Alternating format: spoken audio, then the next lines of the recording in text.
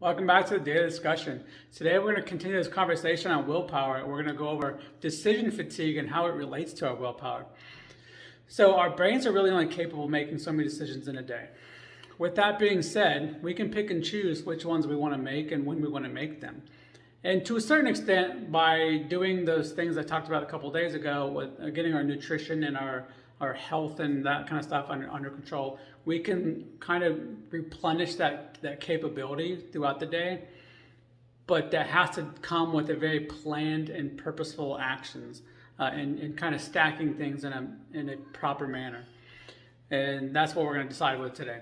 So one thing I want you to think about is if you've ever driven long distances over interstates, there's generally no traffic and most people can drive for quite a while without getting too tired or mentally exhausted, and they can go somewhere afterwards and they can make sound decisions. But if you spend 10-15 minutes in bumper to bumper traffic, by the time you get out of your car, you're a wreck.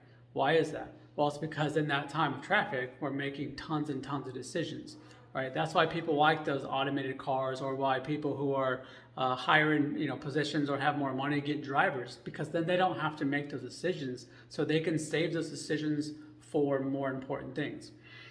So we can kind of pay attention to that. If I have a meeting I have to get to and I have to drive to it, getting there earlier so I can do some breath work or make sure I have time to go ahead and replenish my nutrition to get that stock of brain power back up is something I can do.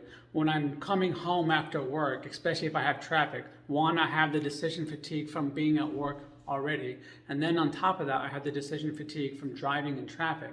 So when I step out of that car, if I've not properly prepared myself and calmed my brain back down and given me some ability to kind of react, I may get out and blow up at somebody or react in a way that's not optimal for those relationships at home. So paying attention to that is really important. One thing that I've done differently is I don't decide the morning of what I'm going to wear. So I'll either put it out, me or my wife will set my clothes out for me the day before. And I meal prep on Sunday, so I never have to decide throughout the week what I'm going to eat because I've already made it all, and I just come home every day, I wash the dishes, and then I repack my lunches that I've already prepared from Sunday. So that's some things that I've done to kind of get rid of decisions throughout the week so I can have more decisions throughout those days on things that are more important. Let me know what you think about that and if you want to join this conversation.